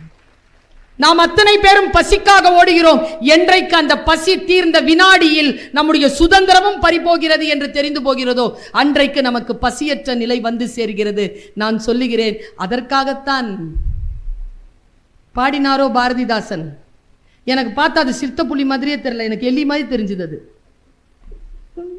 நடுங்குதுங்க, ட்ராப்ல மாட்டோம்ல எலி. அதனால் தாங்க பாரதிதாசன் பாடினாரு, பூட்டிய இருப்பு கூட்டின் கதவு திறந்தது, சிறுத்தைய வெளியில் வா. எலி என உன்னை இகழ்ந்தவர் நடுங்கிட, புலி என செயல் செய்ய புறப்படு வெளியே. நம்பினை இருளினை விளக்க செம்புட்பறவையே, சிறகை விரி எழு பற என்று சொன்னாரே. என்ன காரணத்துக்காக சொன்னார் என்றால், சுதந்திரம் தான் நம்முடைய மிகப்பெரிய இலக்கே தவிர பசியோ வேட்டையோ இல்லை என்பதனை குழந்தைகளை புரிந்து கொள்ளுங்கள். நீங்கள் எதற்காக ஓடுகிறீர்களோ அது சுதந்திரம் அல்ல, அது அடிமை தலைக்கான விலையை நீங்கள் உள்ளே போய் சிக்கிக் கொள்வீர்கள் என்பதற்காகத்தான். அது போதையோ பாலினத்திற்கான ஈர்ப்போ அது எந்த ஒரு பொழுதுபோக்கு அம்சமோ, தயவு செய்து அந்த அடிமை தலையில் சிக்கிக் கொள்ளாதீர்கள். நான் சொல்லட்டுமா, வாசல் உங்களுக்கு யார் திறந்து வைக்கிறார்கள் என்றால், இதோ இந்த புத்தக கண்காட்சி திறந்து வைக்கப்பட்டிருக்கிறது என்றால், இது சுதந்திரத்திற்கான கதவு திறந்திருக்கிறது, உள்ளே வாருங்கள். எப்படி நீங்கள் சுதந்திர கதவுகளை அடையாளம் காண்பீர்கள்? நான் ஒரு கவிதையை படித்து நான் மிக மிக வியந்து போனேன். வீட்டில் போய் யோசிச்சு பாருங்க, இந்த கவிதை புரியும். அம்மா, அப்பா, ஆசிரியர்கள், சான்றோர்கள், இவர்கள் எல்லாம் யார் தெரியுமா? நத்தை போன்றவர்கள். அதனால சினிமா கிடையாது. நீங்கெல்லாம் எத்தனை பேர் ஃபர்ஸ்டா காலேஜுக்கு போனீங்கன்னு தெரியல. ஃபர்ஸ்ட் இயர் காலேஜுக்கு போய் ஃபர்ஸ்ட் இயர் இருக்கிறீங்க. இல்லைன்னா இது பேசிட்டு இருக்கும்போது கேட்பீங்க, இது வரைக்கும் காலேஜை நாங்கள் இதில் பார்த்துருப்போம், சினிமாவில். அங்கே யார் டீச்சர்? பல்லவி மேடம், நயன்தாரா மேடம், இல்லை மாஸ்டர்ஸ். அவங்க எல்லாம் முன்னணி ஹீரோக்கள் தான் மாஸ்டர்ஸ். உண்மையாக காலேஜுக்குள்ளே வந்து பாருங்க, அது ரீல். College real. நீங்கள் ஏஐக்கு பின்னால் ஓடாதீங்க, ஆர்ஐக்கு பின்னால் வாங்க. ஆர்டிஃபிஷியல் இன்டெலிஜென்ஸ் இருக்கட்டும், ரியல் இன்டெலிஜென்ஸ் இருக்குல்ல, அந்த ரியல் இன்டெலிஜென்ஸ் ஒருபோதும் விட்டு விடாதீர்கள். வாசிப்பினால் அந்த ரியல் இன்டெலிஜென்ஸ் வளரும். நான் வாசித்து பார்த்தேன் அந்த கவிதையை, அப்படி நடுங்கி போனங்க. நத்தை நகரவே இல்லை, வீடு வந்து சேர்ந்து விட்டது. புரிஞ்சுதா? புரியல, ஓரளவுக்கு புரிஞ்சிருச்சு. நத்தை பார்த்தா நகராத மாதிரி தான் இருக்கும், நீங்கள் எல்லா வேலையும் செய்ய அது வந்து வீடு வந்து சேர்ந்துருக்கும். பல சாதனையாளர்கள் அப்படித்தான் சைலண்டாக வேலை பண்ணிட்டு இருக்கிறாங்க. மெதுவாக தான் மூவ் பண்ணுவாங்க, ஆனால் அவங்களுக்கு இலக்கு தெரியும். ஓடி வருகின்றவர்கள் விழுந்து போகிறார்கள். Plan your day, plan your life, seize the day, seize the time, seize the seconds. இதுதான், இது என் இலக்கு என்றால் அந்த இலக்கை அடைவதற்காக என் குழந்தைகளே, என் உறவுகளே, உங்களுடைய நேரத்தை ஒட்டுமொத்தமாக அதுக்கு தாருங்கள். இந்த சொற்கள் இருக்கு இல்லையா, இது உண்மையிலேயே சொக்க வைக்கும் சொல் அல்ல, தட்டி எழுப்பும் சொல். நான் ஏன் சொக்க வைக்கும் சொல்னு சொன்னேன் தெரியுமா? பல நாட்களாக என் பேச்சை கேட்டவங்க சொல்லிக்கிட்டே இருந்ததுனால தான். உங்கள் பேச்சை கேட்காம நான் தூங்குறதே இல்லைங்க. தூங்க வைக்கவா பேசுகிறேன்? என் பேச்சை கேட்டால் உனக்கு எப்படி தூக்கம் வருது? அப்போதான் நினைச்சேன், இல்லை, வாழ்க்கை உங்களால் எதுவும் ஆகாது, நீ தோற்று போனவன், நீ தோற்று போனவள், இந்த வாழ்க்கை உனக்கானதே கிடையாது என்று சோர்ந்து அவமானப்பட்டு படுக்கையில் விழுகின்ற பொழுது இந்த டிவைஸ் எடுத்து பார்க்கிற, இதில் நான் வருகிறேன். இந்த உலகத்திலேயே பேரழகி நீதான், இந்த உலகத்திலேயே நிர்வாகி என்பவளே நீதான், உன்னால் தான் இந்த உலகம் இயங்கிக் கொண்டிருக்கிறது. நீ சோர்ந்து விடாதே, நாளை சூரியன் உனக்காகத்தான் உதிக்கப் போகிறது. நீ எழு, அதற்காக இப்பொழுது உறங்கு என்று பேசுகிறாய். அதை கேட்டு நான் ஆழ் உறக்கத்திற்குள் போகிறேன், உன்னுடைய பேச்சை நான் தூங்கிக் கொள்கிறேன் காலையில் விழித்தெழுவதற்காக. இதுதான் ரகசியமே. புரியுறது இல்லையே நமக்கு. உங்க பேச்சை கேட்காம தூங்குறது இல்லைன்னா என்ன அர்த்தம்? மனக்கலக்கத்தை தீர்த்து கொண்டு நீங்கள் ஆழ் உலகத்தில் ஆழ்கிறீர்கள் என்றால் அந்த எழுச்சியான பேச்சை தான் நான் இந்த சொக்க வைக்கின்ற சொல்லிலே சூட்சுமமாக தருகிறேன். ஒரு சொல் தான் நம் வாழ்க்கையை புரட்டி போடும். நான் இப்படி சொல்கிறேன் பாருங்கள். இது ஒரு மருந்தை கொடுத்துட்டு போறேன், மிக முக்கியமான மருந்து. தெரியல, சொல்லலாமான்னு தெரியல. கவுன்சிலிங் கிளாஸ் மாதிரி எடுத்துக்கோங்க. எது ரொம்ப பிடிக்குதோ, எது உங்களை ரொம்ப ஆட்சி செய்தோ அதை 2வது வாட்டி யோசிச்சு பாருங்களேன். உண்மையாவே அது உங்களுக்கானதுன்னா உங்களுக்குன்னு புரியும், இல்லைன்னா தட்டி போயிடும். நான் எப்பவுமே பேச்சிலே எப்பொழுதோ படித்ததெல்லாம் நினைவுபடுத்திக் கொள்கிறேன். ஏன் தெரியுமா? எனக்கு நினைவில் இருக்குது. நான் எதை படிக்கிறேனோ மீண்டும் அதை ஒரு முறை நினைத்து பார்க்கிறேன். நினைவில் வைத்துக் கொள்வதற்கான சூட்சமம் இதுதான். நீங்கள் எதை நினைக்கிறீர்களோ அதை இன்னொரு முறை நினைக்க வேண்டும். உங்கள் மனதிலிருந்து அது விலகவே விலகாது. ரொம்ப முக்கியமான விஷயம். அதனால்தான் கணக்கு போடும்பொழுது எழுதிப்பாரு எழுதிப்பாரு எழுதிப்பாருன்னு சொல்றது, மனப்பாட பகுதியை எழுதிப்பாருன்னு சொல்றது. நீங்கள் எதை வாசிக்கிறீர்களோ அதை இன்னொரு வாட்டி ஆர்டிகுலேட் பண்ணி பார்த்துட்டீங்கன்னா மறக்கவே மறக்காது. பெற்றோர்களுக்கு சொல்லுகிறேன், உங்கள் குழந்தை வீட்டிற்கு பள்ளிக்கூடத்திலிருந்து வருகின்ற பொழுது காலையிலிருந்து சாயந்தரம் வரைக்கும் என்ன ஆச்சுன்னு உட்காந்து கேளுங்க. அதுக்கு சொல்ல வந்துருச்சுன்னா உங்க குழந்தையை மிகப்பெரிய தலைவராக உருவாக்குவதற்காக முதல் அடியை நீங்கள் எடுத்து வைத்து விட்டீர்கள் என்ற அர்த்தம்.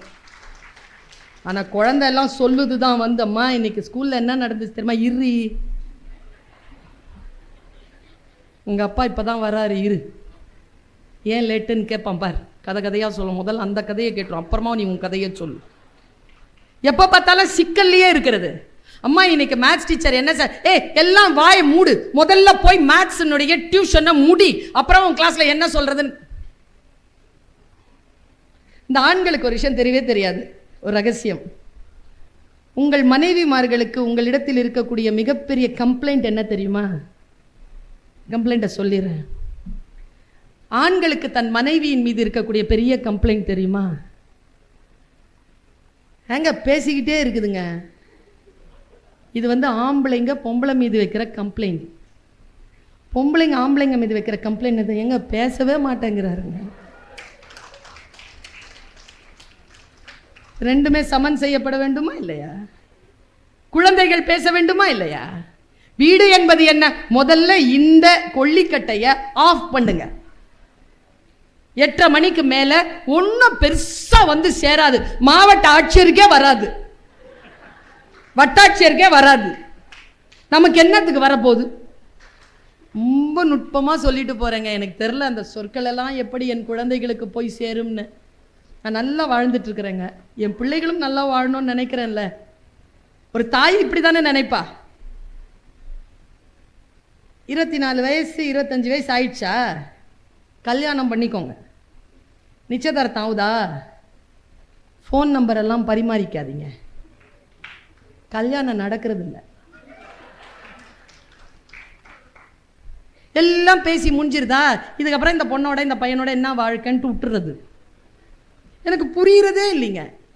குழந்தைகள் இன்றைக்கு எங்கே போய் கொண்டிருக்கிறார்கள்? நான் ஒரே ஒரு சொல்லுகிறேன், உன்னை மரியாதை செய், உன் இருப்பை மரியாதை செய். உன் இருப்பையும் உன்னையும் மரியாதை செய்கின்றவர்களுடைய கரத்தை பிடித்துக்கொள்.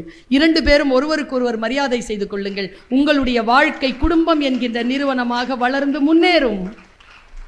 முன்னால் இருக்கின்றவர்களை குற்றவாளியாக தீர்ப்பது என்கின்ற முடிவிலேயே முன்னால் இருக்கின்றவர்கள் கேள்விகளால் அடுக்கிக் கொண்டிருக்கிறார்கள். பெரியவர்களுக்கு நான் சொல்லுவது ஒருவேளை புரியாமல் இருக்கலாம். விவாகரத்து என்பது எவ்வளவு மனவலி கொண்ட ஒரு பிரிவோ அதை விட மேலான பிரிவு தான் பிரேக்கப் என்கின்ற பிரிவு.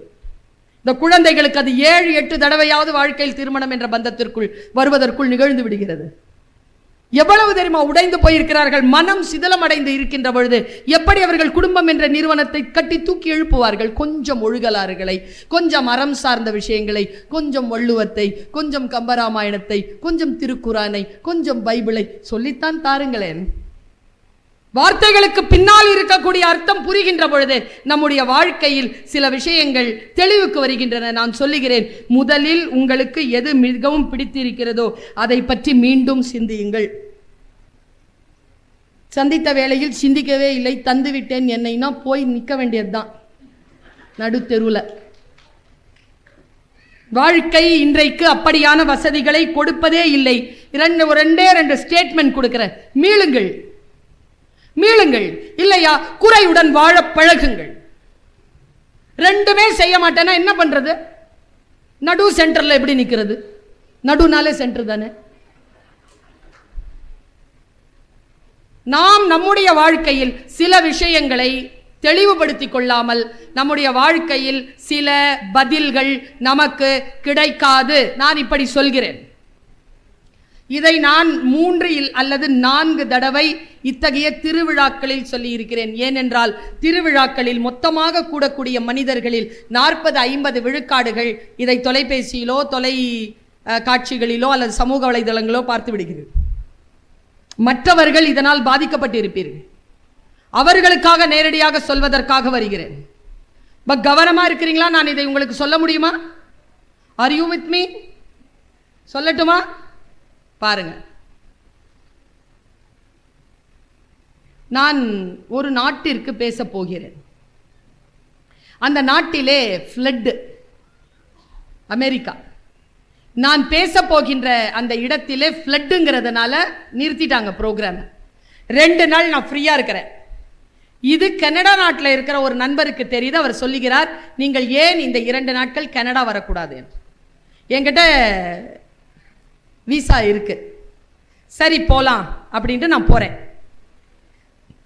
நான் ஏன் அதை இங்க சொல்றேன்னா, ஒருவேளை இங்க இருக்கக்கூடிய யாரோ ஒருவருக்கு இது பயன்படலாம். அந்த ஒருவருக்கு பயன்பட்டாலே நான் இவ்வளவு துயரப்பட்டு துன்பப்பட்டு வந்ததற்கான பரிசு எனக்கு கிடைத்துவிடும் என்பதற்காக சொல்லுகிறேன். என்னன்னா, 63 இளைஞர்கள் இந்தியாவிலிருந்தும் இலங்கையிலிருந்தும் 2024ஆம் ஆண்டின் ஆகஸ்ட் மாதம் வரைக்கும் தற்கொலை செய்திருக்கிறார்.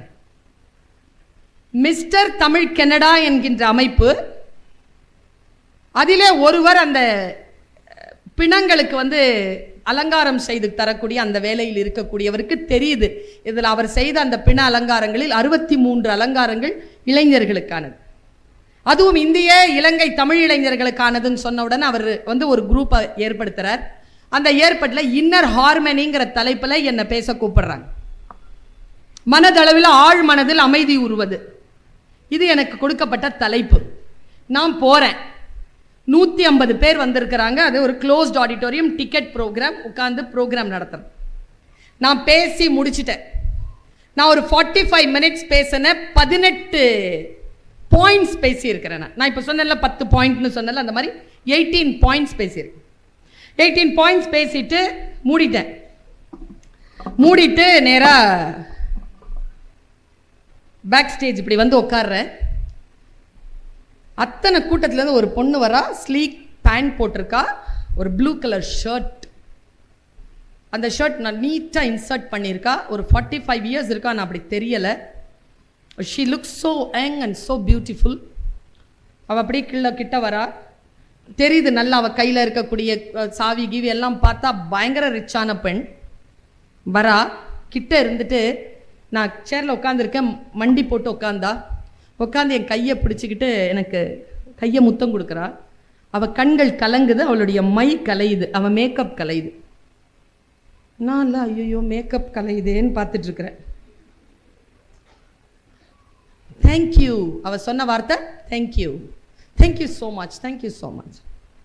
சரி, என்னமோ சொன்ன, உள்ளுக்குள்ள சிறைப்பட்டு இருந்தேன், விடுதலை ஆயிட்டேன். என்னை விடுதலை செஞ்ச அந்த சொல் உங்ககிட்ட வந்தது. நான் தேங்க்ஸ் சொல்ற, மறுபடியும் நான் உன்னை எப்போ சந்திப்பேன்னு தெரியாது. ஆனால் நான் இந்த நிகழ்ச்சிக்கு வரும்போது வேறு, இந்த நிகழ்ச்சியிலிருந்து இப்போ போகிறேன் வேறு. என்னை விடுதலை பண்ணிட்டேன், தேங்க்யூ தேங்க்யூன்னு சொன்னான். நான் அந்த மேக்கப் கலையுதுன்ற சொல்ல வாய் மூடிட்டேன். ஏன்னா அவள் கரைஞ்சிக்கிட்டு இருக்கா. சரி அப்படின்னு போயிட்டா. திடீர்னு என் மண்டைக்குள்ள ஒரு வார்த்தை, ஹே 18 பாயிண்ட் பேசியிருக்கிற, எந்த பாயிண்ட்ல அவளுக்கு ரிலீஸ் ஆச்சு? தெரிஞ்சிட்டா நம்ம 18 பாயிண்ட் சொல்ல வேண்டாம்ல, அந்த ஒரு பாயிண்ட்டை மட்டும் சொல்லிட்டு போயிடலாம்ல. நேராக வெளியில் ஓடுனேங்க, குளிர், அக்டோபர் மாதம். காரை ஆன் பண்ணுறான், அப்படின்னு ஓடி வந்தா. 45 நிமிஷம் பேசியிருக்கிறேன், 18 பாயிண்ட்டு. எந்த பாயிண்டில் நீ அரெஸ்ட் ஆகிருந்தது ரிலீஸ் ஆன? அவள் சொன்னா ஒரு பாயிண்ட்டு. இப்போ சொல்லட்டுமா உங்களுக்கு? அது சொல்லட்டுமா? நான் இப்படி ஒன்று கேட்டேன்னா ஒரு புக் ஃபேரில் சொல்லுங்கன்னு சொன்னாங்களா, சொன்னேன்னா சொல்லி முடிச்சுட்டு வண்டியில் ஏறுறேன். போய் 2 அம்மா என் கிட்ட வந்துட்டு ஏதோ பாயிண்ட்டு சொல்கிறேன்னு சொன்னீங்களே, சொல்லவே இல்லையா, சொல்லுங்க. அதனால கற்பூரம் மாதிரி ஏத்துனா அப்படி பிடிச்சிக்கணும், சரியா? அப்படி வேற ஏதாவது யோசிச்சுட்டே இருக்கக்கூடாது. சொல் அப்படி கடந்து போயிடும், எதுவுமே சொல்லாத மாதிரி இருக்கும். பாருங்க, இதுதான் நான் சொன்ன காட்சி. அந்த பெண் 8 ஆண்டுகளாக ஏதோ உள்ள அடப்பட்டு இருந்திருக்கு. அதை அவ விடுதலை பண்ணிக்கிட்டா. நீங்களோ அடைப்பட்டு இருந்தீர்கள் என்றால் விடுதலை பெற்றுக் கொள்ளுங்கள். உங்களை சொக்க வைக்கும் ஒரு சொல் இதோ சொல்றேன். ஒரு காடு, காடுங்கிறது காடு இல்லை, நம்ம வேலை செய்கிற இடம், புதுசாக கல்யாணம் பண்ணிட்டு போகிற வீடு, தெரு, பஸ்ஸு, எது வேணாலும் இருக்கலாம். ஓகேவா? ஒரு காடு, வாய்ப்பே இல்லை, வழியே தெரில, உள்ள போயாச்சு. தனியா நடக்கிறான் அந்த பையன். திடீர்னு பார்த்தா ஒரு பாம்பு புத்து. ஐயோ, பாம்பு புத்துன்னு தோணிட்டு குனிஞ்சுக்கிட்டே கடந்துட்டான். கடக்கிறதுக்குள்ள உள்ள இருந்து பாம்பு வெளில வந்துருச்சு. அந்த புத்துல இருந்து பாம்பு அரவம்னு பேர். அதுக்கு அரவம்னா சத்தம்னு பேர். சத்தத்தை கேட்டு வெளில வந்துருச்சு அந்த நாகப்பாம்பு. அப்படியே திரும்பி இவனை பார்த்துருச்சு. இவன் பாம்பை பார்க்கல, நடக்கிறான். சரசரன்னு சத்தம், பக்கத்தில் பாம்பு ஊறி வந்துகிட்டு இருக்கு. கூட தப்பி ஓட முடியாது, வழி தெரியாது, திரும்பி போக முடியாது. போய்கிட்டே இருக்கிறான். நாமளும் போகிறோம். பாம்பு கூடவே வருது. கூடவே வந்து ஒரு பாறையில் ஏறி அவன் அங்கே இறங்கணும். ஏறும்போது கரெக்டாக கால் குதிகாலில் கொத்திருச்சு. இப்போ விஷம் ஏறுது. அவன் அந்த பாம்பை பார்க்குறான். அந்த பாம்பு சரசரன்னு போயிடுச்சு. இப்போ நாம் எல்லாரும் தான் கொத்துப்பட்ட அந்த மனுஷன். இப்போ நமக்கு என்ன செய்யலாம்? நேராக அந்த பாம்பை தேடி போகலாம். என்ன சொல்லலான்னா, பாம்பே பாம்பே, நான் உன் வழிக்கு வரவே இல்லையே, நீதானே வந்தாய், நான் நீ வந்தாய் ஒன்றும் சொல்லவே இல்லையே, நீ ஏன் என்னை கொத்தினாய்? இந்த பாம்பு என்ன நீயா படமா? ஒரே ஜீவன் ஒன்றே உள்ளம், திரும்பி ஓடி வந்துட்டு உயிரத்துக்கு. பாம்பு கொத்திருச்சு. கொத்துன பாம்பு கிட்ட எந்த நீதியும் கிடைக்காது. அதனை தேடி நாம் போக கூடாது. ஒரு ஆப்ஷன் க்ளோஸ்ட். இன்னும் ஒரே ஆப்ஷன். விஷம் வச்சிருச்சுல்ல, உடம்புல ஏறுதுல, உயிரை காப்பாத்துறதுக்காக விஷ முறிவுக்கான மருந்தை தான் தேட முடியுமே தவிர பாம்புக்கு பின்னால் போகின்ற ஆப்ஷனுக்குள் போகாதீர்கள். யாரேனும் உங்களுக்கு துரோகம் செய்திருந்தால் அவர்களுக்கு பின்னால் போய், நீ ஏன் என்னை துரோகம் செய்தாய்? 8 ஆண்டுகளாக நான் நல்லாகத்தானே உன்னிடத்தில் வாழ்ந்தேன், பேசினேன், பழகினேன், இப்பொழுது மட்டும் ஏன் என்னை? போயிட்டான்ல, கொத்திட்டு போயிட்டான்ல. மருந்து பாரு, உயிரோடு இரு, செத்துறாத. இவ்வளவுதான் உன்னை நீயே பாதுகாத்துக் கொள்வதற்கான ஒரு வழி. அது சொன்னதெல்லாம் அந்த பொண்ணு எங்கேயோ போய் சிக்கிட்டு இருந்திருக்கும் போல இருக்குது. போயிட்டானேன்ட்டு அது ரிலீஸ் ஆயிடுச்சு. சீ, சனியம் போனா போகுது, உடனே நம்ம மனசை நம்ம சரி பண்ணிப்போன்னு சொல்லிட்டு உருப்பட்டுட்டு வெளியில போச்சு. சொல் இப்படித்தான் சேரும். எனக்கு தெரியாது இங்க யாருக்கு இந்த சொல் உதவும் என்று. துரோகம் இழைத்தவர்களையும், துன்பம் தருகின்றவர்களையும், துயரம் தருகின்றவர்களுக்கும் பின்னால் போய் உங்களுடைய வாழ்க்கையில் நியாயம் கேட்பதை நிறுத்திவிட்டு இன்றிலிருந்து சுயமரியாதையுடன் வாழத் தொடங்குங்கள். இயற்கை உங்களுக்கு அளித்திருக்கக்கூடிய அற்புதமான வாய்ப்பு இந்த வாழ்க்கை. சுயமரியாதையுடன். இன்னொரு விஷயமும் சொல்லிட்டு போய், இவ்வளவு சொல்லிட்டேன், இது சொல்லிட்டு போலாம்ல, 5 நிமிஷம் தான். நாமெல்லாம் எப்படி இருக்கோம் தெரியுமாங்க? கூட வாழறது யாருன்னே தெரியாம இருக்கிறோங்க. அதனால தாங்க சிக்கலே. இந்த நிறைய ஆம்பளைங்க இருக்கிறாங்க. நான் மறுபடியும் ஆம்பளைங்களை திட்டேன்னு நினச்சிக்கப்படாது. எனக்கு தெரிஞ்சதை நான் செய்கிறேன். இந்த எந்த ஆம்பளையும் பொம்பளை கிட்ட பேசுகிற, மனைவி கிட்ட பேசுகிற ஒரு டைலாக் சொல்லவா, வீடு வீடாக பேசுகிற ஒரு டைலாக், உன்னை திருத்தவே முடியாது. 24 வருஷம் ஆச்சு கல்யாணம். நான் உன்னை கேட்குறேன், நீங்கள் என்ன வாத்தியாரா? அவன் என்ன ஆன்சர் ஷீட்டா நீங்கள் திருத்துறதுக்கு? குரான் ஒரு வார்த்தை சொல்லுது, உங்கள் மனைவி உங்கள் விலா எலும்பிலிருந்து உருவப்பட்டவள், அது வளைவாகத்தான் இருக்கும், அதை நேராக்க முயற்சி செய்யாது. அது எப்படி இருக்குதோ அப்படி விட்டுருங்க, அதான் உங்களுக்கு நல்லது. நெஞ்செலும்பை போய் முதுகெலும்பா மாற்றணும்னா என்ன பண்ணுறது? இல்லை, அது நெஞ்செலும்பு, அவ்வளோதான். பாருங்க, ஒரு தவளை இருந்துச்சான். எனக்கு என்னென்னமோ ஞாபகம் வருது. ஒரு தவளை இருந்துச்சா, அந்த தவளை ஆற்று கடக்கிறதுக்கு போகும்போது ஒரு தேள் வந்துச்சான். பஞ்சதந்திர கதை, என் வாழ்க்கையை மாற்றிய கதை. தேள் வந்துச்சான். தேள் சொல்லிச்சான், தவளை தவளை, எனக்கு நீந்த தெரியாது, உனக்கு நீந்த தெரியும், நான் உன் முதுகில் உட்கார்ந்து கொள்கிறேன், என்னை கரை சேர்த்து விடுகிறாயா? தவளை சொல்லிச்சான், மாட்டேன், என்ன லூசா நீ, தேளு கொத்துனா நான் செத்துருவேன். உடனே அந்த தவளை சொல்லிச்சான், நீ லூசு தான், நல்லா தெரிஞ்சுக்கோ, எனக்கு நீந்த தெரியாதுன்னு தானே உங்ககிட்ட ஹெல்ப் கேட்குறேன். நான் உன்னை கொத்துனா நானும் தானே விழுந்து போவேன், நானும் தானே சாகணும், எனக்கு நான் அறிவு இல்லையா? என்னை பிடிச்சி வெளியில் போய் விட்டுடேன் ப்ளீஸ், உன்னை தவிர்த்து வேணா யாரும் எனக்கு ஹெல்ப் பண்ண முடியாது. இப்போ நாம் எல்லாரும் தான் தவளை. இந்த மாதிரி ஹெல்ப் கேட்டவங்களை என்ன பண்ணோம், நாம முதுகில் ஏற்றிக்கிட்டு ஆற்ற கடக்கிறோம். ஆற்ற கடத்துக்கிட்டே நடுவில் போகும்போது ஆறு தழும்புது. தேளு பயந்துது. அந்த பயந்த உடனே இது பயந்து, பயப்படாத, நான் கரை சேர்த்துறேன், கெட்டியா பிடிச்சிக்கோஞ்சி. நடு ஆத்துல இதோ கொஞ்ச நேரத்துல கரை வந்துரும்ன்ற நேரத்துல போட்டுச்சு பாருங்க தலையில ஒரு போடு. தேளு கொத்திருச்சுங்க. கொட்டின உடனே தவளை அப்படி முழுகுது, தேளும் முழுகுது. தவளை கேட்டுச்சு, ஏன் நல்லா தானே போயிட்டு இருந்துச்சு, ஏன் கொட்டின? நான் உனக்கு ஹெல்ப் பண்ணதுக்கு என்ன சாவிச்சிட்டல? நம்ம எல்லாரும் சொல்கிற டைலாக் இது இல்லை, மெயின் டைலாக். வீட்டுக்கு கொண்டு போகிற டைலாக் ஒன்று இருக்குது, அது தேள் சொன்ன டைலாக். கொட்டணும்னு கொட்டலை, கொட்டுறது என் குணம்.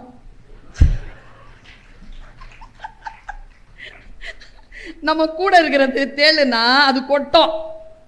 கொட்டாதனா கொட்டாமல் இருக்காது, கொட்டும். கொட்டுறது அது குணம். முதுகில் ஏற்றிக்காம இருங்க, அவ்வளோதான். வாழ்க்கையில் நாம் யாரை சந்திக்கிறோமோ அவர்களிடத்தில் இயல்பாக வாழ்ந்து போகலாம். அவர் குணமணி அறிந்து கொள்ள வேண்டும், அவ்வளவுதான். ஒருவருடைய குணம் நமக்கு தெரிய வேண்டும் என்றால் விழிப்புணர்வு நமக்கு வர வேண்டும். விழிப்புணர்வு வந்தால் வீடு, நாடு, சமூகம், அரசியல், பொருளாதாரம் என்கின்ற அனைத்திலும் ஒரு வெளிச்சம் கிடைக்கும். அந்த வெளிச்சம் கிடைப்பதற்கான ஒரே கதவு இதோ திறந்து வைக்கப்பட்டிருக்கிறது. இந்த புத்தக கிடங்குக்குள் நுழையுங்கள். உங்களுக்கான அந்த அறிவிற்கான தேடலுக்கான ஏதோ ஒரு சொல் எங்கேயோ ஒரு புத்தகத்தில் துடித்தபடி காத்திருக்கிறது. நான் பிரார்த்திக்கிறேன், அந்த சொல் விரைவில் உங்களை வந்து சேர வேண்டும் என்று பிரார்த்தித்தபடி உங்கள் அத்தனை பேருக்கும் என் நன்றியை தெரிவித்துக் கொண்டு விடைபெறுகிறேன். நன்றி, வணக்கம்.